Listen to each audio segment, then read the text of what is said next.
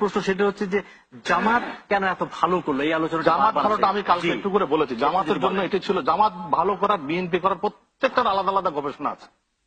সরকারের খারাপ করার, বিএনপির ভালো করার, জামাতের ভালো করার। জামাতের জন্য এটা অস্তিত্বের প্রশ্ন এক। দ্বিতীয়ত, জামাত কিন্তু দলীয়ভাবে নির্বাচন করার তারা বোঝাতে হারিয়েছে, তাদের রেজিস্ট্রেশন বাতিল।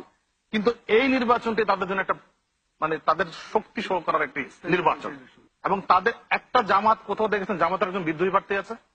কোথাও নেই।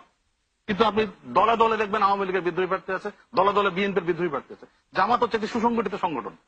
তারা তাদের জন্য তারা একটা খাদের কিনারে এসে দাঁড়িয়েছে। এই নির্বাচনে ভালো রেজাল্ট করা তাদের জন্য একটা বিরাট চ্যালেঞ্জ ছিল এবং তারা সেটা প্রমাণ করে চলেছে। আমি চট্টগ্রামের তিনটা আসনের উদাহরণ দিই। সাতকানিয়া, লোহাগাড়া, বাঁশখালী, তিনটা আসনে জামাত জিতেছে। একটা ছোট কথা বলি যে লোহাগাড়াতে যিনি দাঁড়িয়েছেন তিনি হচ্ছেন সাইদির আইনজীবী। ঘরে ঘরে গিয়ে ক্যাম্পেইন করা হয়েছে যে এই লোকরে ভোট দিলে সাইদি হুজুরকে বাঁচানো যাবে। আপনি মানুষের সেন্টিমেন্টের জায়গাটি দেখবেন এখানে অন্যরকম। জামাত কেন ভালো করেছে, শ্যামল আমাকে যেটা বললো, আমি এরকম ফিল্ড লেভেল অভিজ্ঞতা নাই, যে একজন প্রার্থী ঘরে ঘরে গিয়ে বলেছে আমাকে যদি ভোট দেন তাহলে সাইদি ছাড়া পেয়ে যাবে, নাকি সাইদি হুজুরকে বাঁচানো যাবে, সাইদি হুজুরকে বাঁচানো যাবে। তার মানে তো হচ্ছে সাইদি হুজুরের প্রতি ওই এলাকার লোকদের প্রচুর ভালোবাসা আছে, সেজন্য দিয়েছে। এখন আমার কাছে যেটা মনে হয় কি, জামাত যেটা দিয়েছে শ্যামলের অ্যানালাইসিসগুলো কারেক্ট।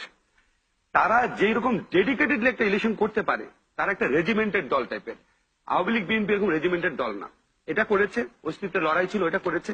থার্ড যে ফ্যাক্টরটা আমার মনে হয় যে উনি যখন সাইদের এক্সাম্পলটা দিল তখন আমার কাছে আরো বেশি মনে হলো বাংলাদেশের মানুষের মনে যে কোনো ভাবে হোক জামাত এই ধারণা দিতে পেরেছে আমরা এই সরকার আমলে জুলুমের শিকার। দেখেন, আমাকে যদি ভোট দেন তাহলে সাইদি হুজুর রক্ষা পাবে। তার মানে কি সাইদি হুজুর জুলুমের শিকার ওরা ভাবছে, ভোটাররা ভাবছে, ওই এলাকার ভোটাররা ভাবছে, তাহলে সে সাইদি হুজুরের বাজেট চাবে কেন?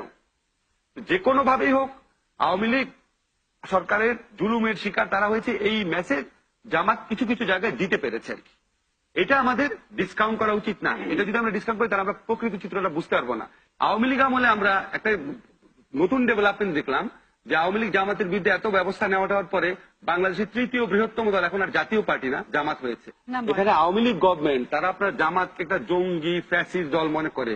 স্যার যেটা বলেন তো গুরুতর ব্যাপার। জামাত আপনার ইচ্ছা মতো টাকা ছড়িয়েছে, মিথ্যা লিফলেট বিক্রি করেছে, সবগুলো নির্বাচনী আচরণবিধির লঙ্ঘন। তাহলে তো আমার মনে হয় ইলেকশন কমিশনের ফাঁসি হওয়া উচিত, ইলেকশন কমিশনারদের। জামাত এইভাবে টাকা ছড়ালো, লিফলেট বিলালো, আপনারা বাধা দিলেন না কেন? তাহলে তারাও জামাতের লোক বোধ হয়। আমার ধারণা এটা ইনভেস্টিগেট করা উচিত। সেটা ইলেকশন কমিশনের ব্যাপার। এখানে মূল হয়েছে যে এই ইলেকশনটা হয় অঞ্চল ভিত্তিক। আপনি লক্ষ্য করবেন এটা জাতীয় ইলেকশন না, অঞ্চল ভিত্তিক ইলেকশন। জাতীয় ইলেকশন যদি হইতো তাহলে তো সিম্বল থাকতো, জামাত ইলেকশন করতে পারতো না। যেহেতু ইলেকশন না, এই সুযোগে জামাত ইলেকশন করেছে। এটা অস্বীকার করার কিছু নেই যে জামাত হচ্ছে অত্যন্ত সুশৃঙ্খল একটি রাজনৈতিক দল। জাতীয় পার্টির আমি বলতেছি এটা অঞ্চল ভিত্তিক। এই অঞ্চলে জামাত সব থেকে বেশি সুযোগ নিয়েছে এবং তাদের সংগঠন অনেক শক্তিশালী, নো ডাউট, সুশৃঙ্খল, শক্তিশালী, পয়সা করে থাকি। জাতীয় পার্টি এই কেন্দ্রের কোন নির্দেশই ছিল না। এই নির্বাচন যেতে হবে এইটা তারা চিন্তাই করতে পারে নাই, অথচ উপজেলার প্রবক্তা হচ্ছে এরশাদ।